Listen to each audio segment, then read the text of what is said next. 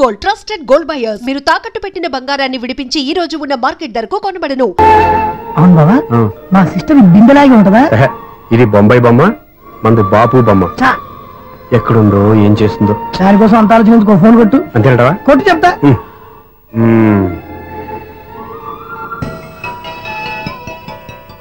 ఎవరు ఈ మధ్యలో సుత్తి ఫోను? ఇంకెవరు? నా హీరో. హలో, ఎవరు ఎలా ఉన్నారు? నాకేంటి, ఫెంటాస్టిక్ గా ఉన్నాను. కానీ మీరెందుకు ఫోన్ చేశారో చెప్పండి. ఏంటండి ఏవో మాటలు మ్యూజిక్ వినిపిస్తున్నాయి? ఏదైనా సినిమా చూస్తున్నారా? బాగా క్యాచ్ చేశారే. ఏ సినిమా? అబ్బా, చెప్తే వచ్చేద్దానా? ఓ నీ క్లూ ఇవ్వండి చాలు. 1 2 3 4. సినిమాలో హీరో పేరు పవన్ కుమారుడు, కానీ టైటిల్లో పరమశివుడు ఉన్నాడు. అంటే శంకర్దాద ఎంబీబీఎస్. ఎస్, పర్వాలేదే, బ్రెయిన్ బానే పనిచేస్తుంది. బ్రెయిన్ ఏంటి, అదృష్టం కూడా పనిచేసింది. ఎందుకన్నావు? ఇప్పటి వరకు దొరకను అన్నారుగా, ఇప్పుడు రెడ్ అండ్ పట్టేస్తున్నా. ఇంపాసిబుల్. It's possible. అది చూడరా. నేను కూడా అదే సినిమా చూస్తున్నాను. అన్న చిరంజీవి దయ వల్ల తమరు దొరికిపోయారు. జై చిరంజీవ. అయ్యో చచ్చా, నీవేంటి? నా హీరో కూడా ఇదే థియేటర్ లో ఉన్నాడు. అంటే మా సిస్టర్ దొరికిపోయింది అనమాట. చెప్తే విన్నావా? హైట్ తక్కువగా చూడొద్దమ్మా. పాపు, ఆ అమ్మాయి ఎలా పట్టుకోవాలో ఆలోచించు. అది వెరీ సింపుల్ బావా. ఇక్కడ నుంచి మళ్ళీ రింగ్ కొట్టు. ఏ సైడ్ నుంచి రింగ్ వస్తుందో ఆ సైడ్ వెతికితే ఈజీగా దొరికిపోతుంది. కొట్టు చెప్తా. కొట్టు. అవుట్ ఆఫ్ కవరేజ్ అయినా వస్తుందరా? అవుట్ ఆఫ్ కవరేజ్ ఏరియా అంటే తన అవుట్ అయ్యే లోపు కవర్ చేయమని అర్థం. పద చెప్తా. ఎలా పట్టుకోవాలరా? సీటు వెతుకుదాం. పద చెప్తా. సిస్టర్ చెప్పాను కదా బాపు బొమ్మలా ఉంటుందని. అమ్మాయి కదా, పరా. ఇది కాదు. అయ్యో, మళ్ళీ వస్తున్నారే. నా పని ప్రదేశ్. నన్ను బర్రె అంటవా? మా బావ టేస్ట్ ఇది కాదు. సిస్టర్. అయ్యో, ఎవరా నువ్వు? నా వైఫ్ ఇది. సారీ సార్, సిస్టర్ అన్నప్పుడు ఇంత ఎఫెక్ట్ ఉండదు అనుకోలేదు. ఎవరైనా మీరు? ఏమిటి మీ గోళ? అది కాదండి, వీడి సిస్టర్ సినిమాకి వచ్చింది. ఏ సీట్ లో వెతుకుదాం. సినిమా జరిగేటప్పుడే వెతకాలా? సినిమా అయిపోతే మా సిస్టర్ దొరకదు సార్. సినిమా అయిపోయాక ఎలాగో బయటకు వస్తుందిగా, అప్పుడు వెతుకు పట్టుకోండి. అలాగే సార్. అన్నయ్య సినిమా చూస్తారు, మిస్వాడు కూడా ఆవేశం వస్తుంది. బయటకు రారా. Thank God. ఇప్పుడు ఏం చేద్దాంరా? ఏముంది బావా, సినిమా వదిలిపెట్టిన తర్వాత ఈ గేట్ నుంచి ఆ గేట్ నుంచి రావాలి కాబట్టి ఇద్దరు నేను చెక్ పోస్టులు పెడతాం. నువ్వు ఇక్కడ పెట్టి నేను అక్కడ పెడతా. అవును, నీ చెల్లెలు నువ్వు చూడలేదు కదా, ఎలా గుర్తుపడతావు? అందమైన అమ్మాయి కనబడింది అనుకో బావా అని ఒక కూతేస్తా, నువ్వు వచ్చి సెలెక్ట్ చేద్దు. కానీ గుడ్ ఐడియా రా. హోటల్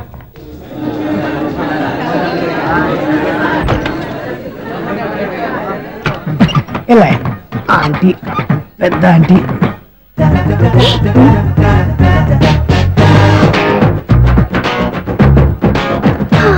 వీళ్ళేంటి చెకింగ్ ఆఫీసర్స్ లాగా డోర్స్ దగ్గర నిలబెట్టారు?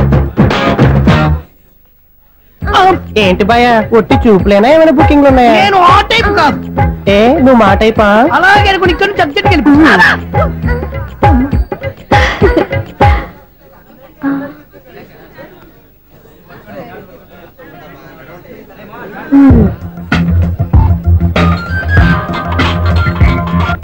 హలో. నా కోసం పెద్ద వలే వేసినట్టున్నారు. మామూలు వాళ్ళ, ఐరన్ వాళ్ళ. అయినా నన్ను పట్టుకోవడం మీ వల్ల కాదు. అది చూద్దాం, ఈ రోజు ఎలా తప్పించుకుంటారో చూస్తానుగా. ఏం చూసేది? నేను ఆల్రెడీ తప్పించుకుని బయట నుంచి మాట్లాడుతున్నాను. నీకంత సీన్ లేదమ్మా. సీన్ ఉందా సినిమా ఉందా చెప్పాల్సింది మీరు కాదు. మీకు తోకగా ఒక బేస్ట్ ఫెలోని చెకింగ్ ఆఫీసర్ గా పెట్టారుగా, వెళ్ళి వాడిని అడగండి. వాడి చెంప మీద టచ్ చేసి మరీ వెళ్ళాను.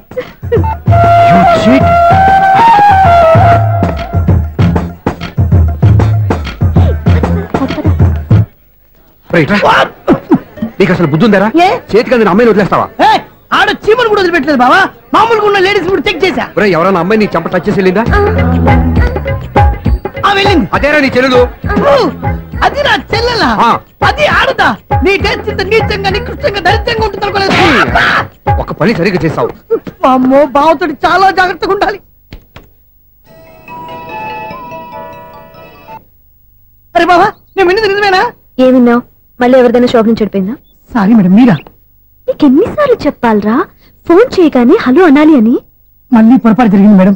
సూర్య పొజిషన్ ఎలా ఉందని టెన్షన్ లో సూర్యకి చెప్పి మీకు ఫోన్ చేశానండి. సూర్య పొజిషన్ ఏముంది అతనికి? యాక్సిడెంట్ అయిందని ఫ్రెండ్ చెప్పాడు మేడం. యాక్సిడెంటా? నేను విన్న నిజమో కాదో కన్ఫర్మ్ చేసుకున్నాను, ఫోన్ చేస్తున్నానండి. యాక్సిడెంట్ ఎక్కడైంది? ఎక్కడైందో తెలియదండి. లాజరస్ హాస్పిటల్లో జాయిన్ చేశారని తెలిసింది. ఏమండి, ఇంకోసారి ఫోన్ చేయండి. తప్పైంది, పెట్టండి ప్లీజ్.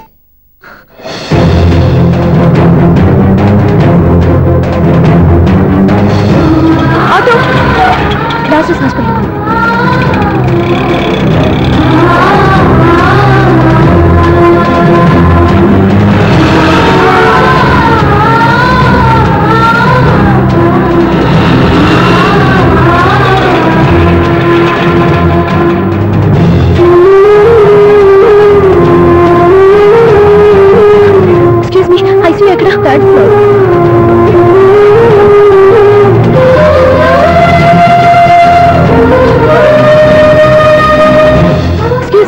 ఇక్కడ సూర్య అనే పేరు మీద ఎవరైనా అడ్మిట్ అయ్యారా? సూర్య యాక్సిడెంట్ కేసు కింద రిసెప్షన్ లో అడిగాను.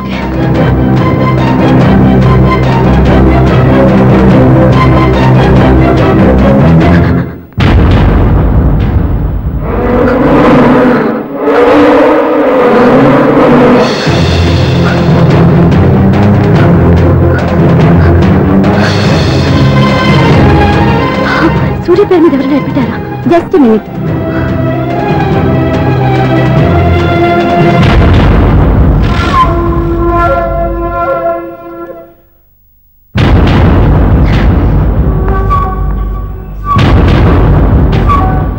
ఈ పని ఇంతకు ముందే చేసుంటే నువ్వు వస్తావో రావో తెలియదు, కానీ ఇప్పుడు మాత్రం ఖచ్చితంగా వస్తావని తెలుసు.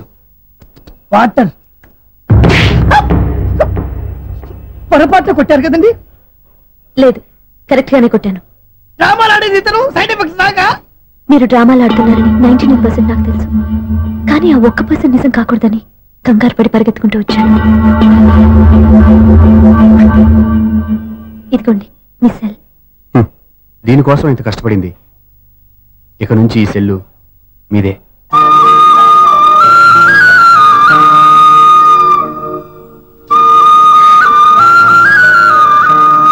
వీళ్ళిద్దరి మధ్యలో నేనెందుకు?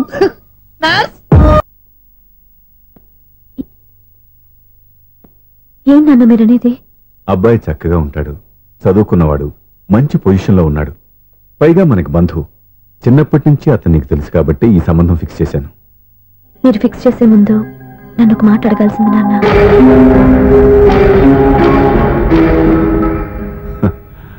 అడిగి చేసుకునే కుటుంబంలో నువ్వు పుట్టలేదు, అడిగి చేసే తండ్రి నేను కాదు. నిజమే, నేను కూడా. చూడమ్మా, నువ్వు పుట్టినప్పటి నుంచి నీకేం కావాలో నిన్ను అడగకుండానే ఆలోచించి అన్నీ చేశాను. నీ చదువు, ఉద్యోగం అన్నీ నా నిర్ణయం ప్రకారం సవ్యంగా జరిగిపోయాయి. నీకు ఏ క్షణంలో ఏం కావాలో తెలిసిన వాణ్ణి నీకు ఎలాంటి భర్త కావాలో నాకు తెలీదా? మీ మాట నేను ఎప్పుడు కాదని అనలేదు, అనను కూడా. ఈ పెళ్లి కూడా కాదనేదాన్ని కాదు. నా మనసులోకి వేరొక రాకముందైతే. క్షమించండి నాన్న, నేను ఒకతన్ని ప్రేమించాను. అతన్ని తప్ప వేరెవరిని చేసుకోలేను. అంటే వయసుతో పాటు సొంతంగా నిర్ణయం తీసుకునే ధైర్యం కూడా పెరిగిపోయిందన్నమాట. నాకు నచ్చిన వ్యక్తిని నాకిచ్చి చేయమని మిమ్మల్ని అడగకూడదా? నేను వాళ్ళకి మాటిచ్చాను. నేను నా మనసే అతనికి ఇచ్చాను. అప్పుడు నీ మనసులో నేను లేనా? నా అభిప్రాయం ఏంటో తెలుసుకోవాల్సిన అవసరం నీకు లేదా? ఈ మాటలు మనసులో జీవితాన్ని నిలబెట్టావు. నేను చెప్పిన సంబంధం నువ్వు చేసుకుని తీరాలి. దయచేసి నన్ను బలవంతం చేయొద్దు. ఎదురుగా నిలబడి మాట్లాడడానికి ఆలోచించే నా కూతురు ఎదిరించి మాట్లాడుతుంటే బలవంతం చేయక ఏం చేయమంటావో చెప్పు. మిమ్మల్ని ఎదిరించే పొరపాటు నేను ఎప్పుడూ చేయలేను. దయచేసి నన్ను అర్థం చేసుకోండి. ఓ పని చేయి, రాత్రంతా ఆలోచించి పొద్దున్నే నీ నిర్ణయం చెప్పు. రాత్రంతా ఆలోచించినా కాలం మారిపోతుంది, కానీ మనసు మారిపోదు కదా నాన్న. కాలం మారుతూ మనిషినే మార్చొచ్చు కదమ్మా. రెస్ట్ తీసుకో, పొద్దున్నే కలుద్దాం.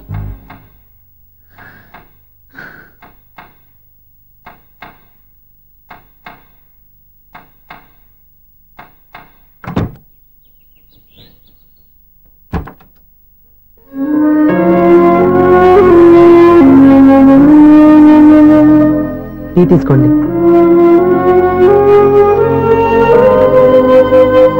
అమ్మా, ఏంటిదంతా? పంతులు గారు వచ్చి. నేను చెప్తాను, ముందు నేను అడిగిన దానికి సమాధానం చెప్పు. రాత్రంతా ఆలోచించుకున్నావు కదా, ఏం నిర్ణయం తీసుకున్నావు? ఒక రాత్రిలో నిర్ణయం మార్చుకోవడానికి నేనేం తప్పు చేయలేదు నాన్న. చివరిసారిగా అడుగుతున్నాను.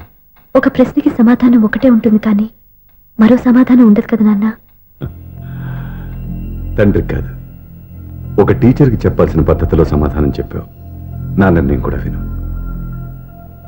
నీకు తల్లి, చెల్లి, తమ్ముడు, ఈ నాన్న కావాలి అనుకుంటే నేను చెప్పిన వాడిని పెళ్లి చేసుకుని అత్తవారింటికి కాపురానికి వెళ్ళు.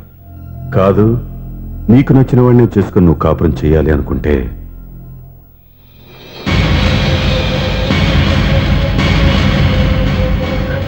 నాన్న, నా మాటకి, నా నిర్ణయానికి కట్టుబడి నన్ను గౌరవించేదే నా కూతురు.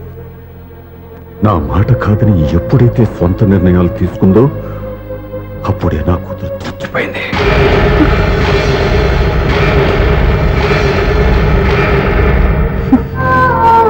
చాలా సంతోషంగా ఉంది నాన్న. ఏ తల్లిదండ్రులైనా ఎక్కడ టార్గెట్ చేస్తారో మీరు కూడా అక్కడే టార్గెట్ చేశారు. ఇన్నాళ్ళు కలిసి బతికిన అమ్మ, నాన్న, చెల్లి, తమ్ముడు విడిపోకూడదని ఒక్క క్షణం నేను పొరపాటుగా ఆలోచించి మీరు చెప్పిన వాడిని పెళ్లి చేసుకున్నాను. జీవితాంతం నేను బాధపడాలి. లేదు, ఈ క్షణమే సరైన నిర్ణయం తీసుకుని నాకు నచ్చిన వాడిని చేసుకుంటే ఏ నాటికైనా మిమ్మల్ని ఒప్పిస్తాను. మళ్ళీ మీతో కలిసిపోతాను. ఈ నమ్మకం నాది కాదు, మీ రక్తానిది. ఆ రక్తంతో పాటు పంచిన నీ ప్రేమది. ఆ ప్రేమ నువ్వు చంపేశావు. నా గొంతులో ప్రాణం ఉన్నంత కాలం నువ్వు అనుకున్నట్టు జరగదు. నేను మారను. మారుతారు, కాలం మారుస్తుంది. నీ నమ్మకం నీదే, నా నమ్మకం నాదే. నువ్వు వెళ్ళొచ్చు.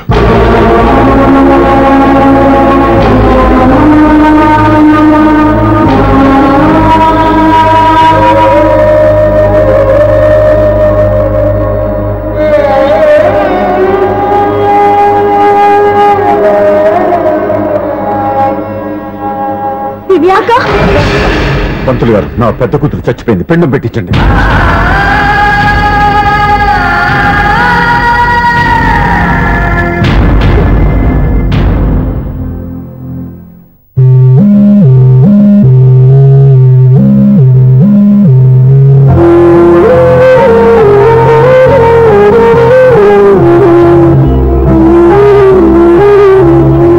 ఏంటి దివ్య, ఇలా కన్నీళ్లతో మన లైఫ్ స్టార్ట్ చేయటం ఏమైనా బాగుంటుందా?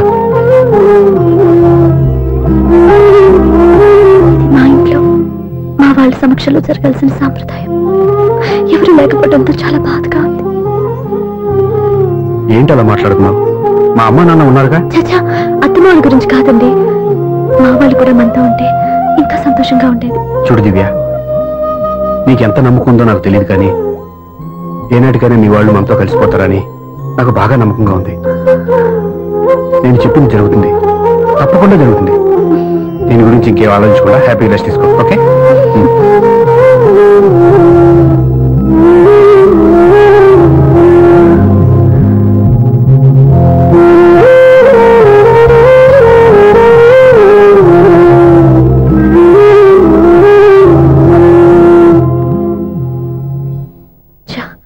ఫస్ట్ నైట్ తను అప్సెట్ చేశాను.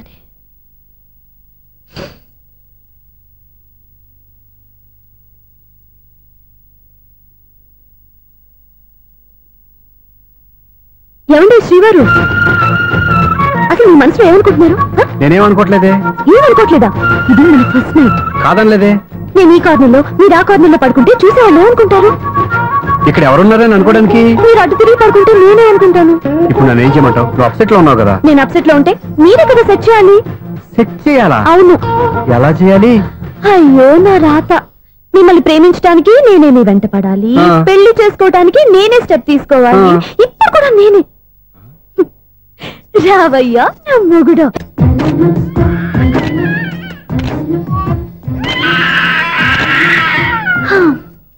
నిన్ను నీ బాబుని రెడీ చేయటం నా వల్ల కాదు. మీ నాన్న మీ అమ్మ కోసం తాజ్మహల్ కట్టాడు, ఇప్పటి వరకు చూపించకుండా దాచేశాడు. ఇప్పుడు మనం వెళ్ళి చూడబోతున్నాం. వస్తున్నా. ఇంకా రాయాల్సిన చాలా ఉన్నాయి, తొందరగా కంగారు పెట్టకండి, తప్పుడు రాసేసాను. వెళ్దామా? ఏంటి దివ్య ఇంత లేటు? ఊరికే టెన్షన్ పడకరా, అమ్మాయిని జాగ్రత్తగా తీసుకెళ్ళు. ఈవిడి గారికి మావగారు సపోర్టు, మావయ్య ఏమన్నా అంటే ఊరుకోను. మావగారికి ఏమో ఈవిడి గారి సపోర్టు. మావయ్య మీరు అత్త వస్తే బాగుంటుంది కదా. ఎల్లుండి గృహప్రవేశం కదమ్మా, ఇంకా చేయాల్సిన పనులు చాలా ఉన్నాయి. ముందు మీరు వెళ్ళండి, తర్వాత మేము వస్తాం. సరే రా. జాగ్రత్తగా వెళ్ళండి. ఆగు, కుడికాలు ముందు పెట్టి లోపల రా.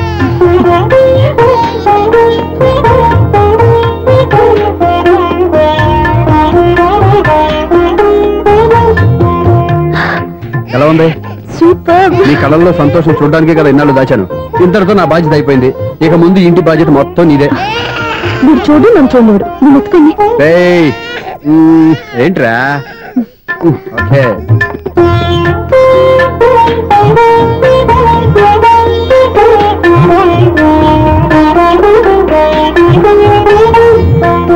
బెడ్రూమ్ చాలా బాగుందండి. నైట్ టైం ఇంకా బాగుంటుంది. మీకు వేరే పనేం లేదు. ఇదిగోరా నీ రూము, ఇది వీడి రూము. ఎలా ఉంది? చాలా బాగుంది. పైకి చూసేస్తాను. ఇల్లు నీకు నచ్చేలా కట్టాలని ఎంత ఆలోచించాను అనుకున్నావు? అంతేకాదు అటు చూడు, బీచ్ మొత్తం కనిపిస్తుంది. Super view. ఈ ఏరియాలో ఈ ప్లేస్ సంపాదించడానికి చాలా కష్టపడాల్సి వచ్చింది. ఏరియా కూడా నీకు నచ్చాలి కదా. ఇదిగో ఈ పొజిషన్ చూస్తే సిటీ మొత్తం కనిపిస్తుంది. అవునండి, చాలా బాగుంది.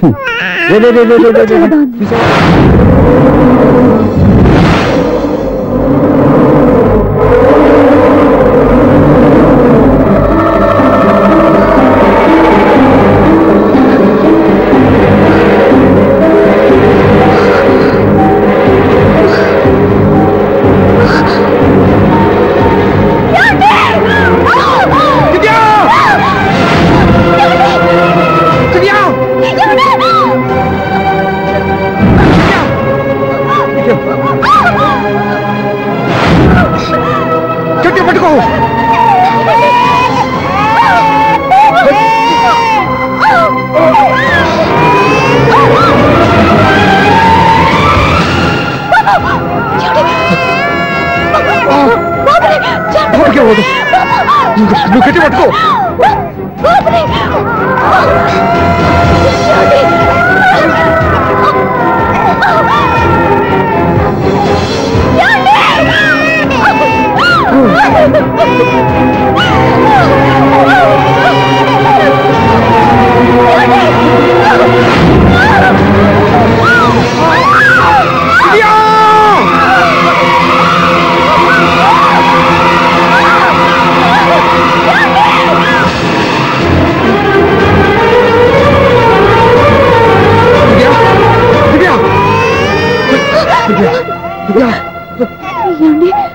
నీకేం కాదు, నువ్వేం భయపడద్దు.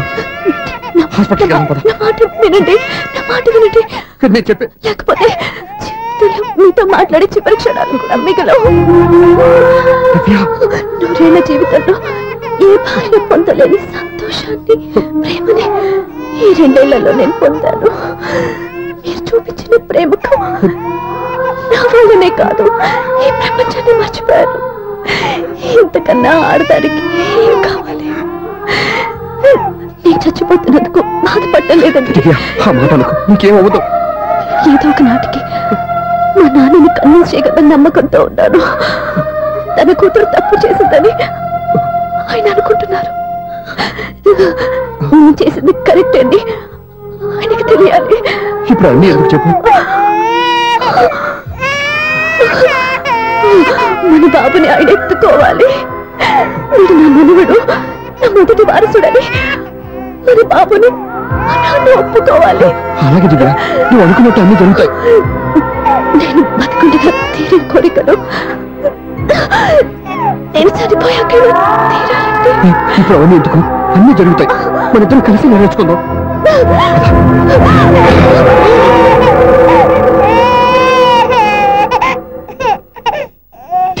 నా కంటి పాప నీవే, నీ కంటి రెప్పవేనే, ఏ మనసు వంక నిన్ను నేడు తాకలేవునే.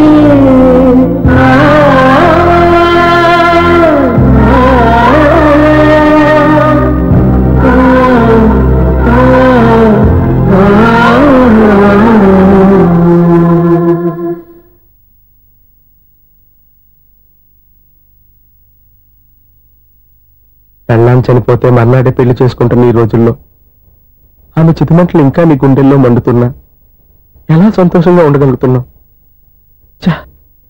ఇలాంటి వాళ్ళని నేను అనుమానించింది లేదు. ఆ కుటుంబం మీద ఉన్న గౌరవంతో వాళ్ళకి అన్యాయం జరగకూడదు అనుకున్నావే కానీ ఇందులో నీ తప్పేం లేదు. నువ్వు నిలదీయబట్టే ఈ రోజు నిజం చెప్పి నా మనసులో బాధ నీతో పంచుకున్నాను. నువ్వు లేకపోతే ఈ బాధ చెప్పుకోవడానికి నాకు తోడెవరున్నారు?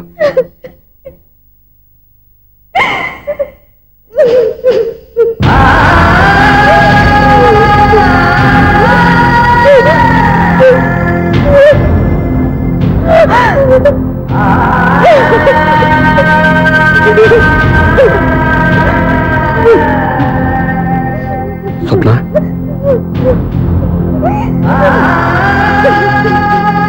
ప్లీజ్.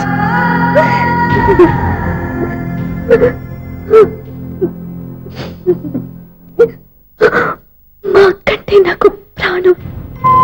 ఇంటికి మనీ ఆర్డర్ వచ్చినప్పుడల్లా తనెక్కడో క్షేమంగా హాయిగా ఉందని సంతోషపడేదాన్ని నేను. ఏదో ఒక రోజు మా నాన్న మనసు మార్చి మళ్ళీ నాతో కలిసిపోతుందని ఆశపడేదాన్ని. కానీ ఆ ఆశ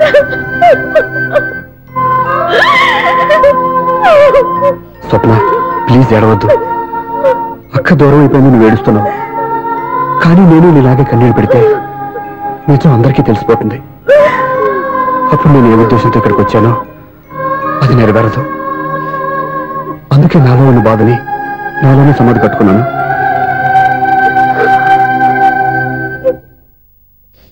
దివ్య చనిపోయిన విషయం మీకు ఇంతవరకు ఎందుకు చెప్పలేదో తెలుసా? దివ్యకి ఇచ్చిన మాట నిలబెట్టడం కోసం.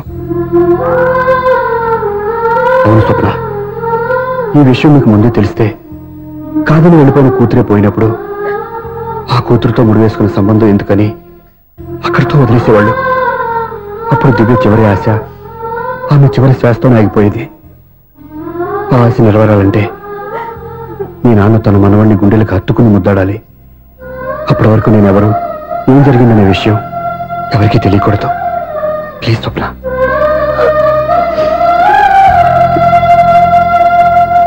అవును, బాబు ఇక్కడ.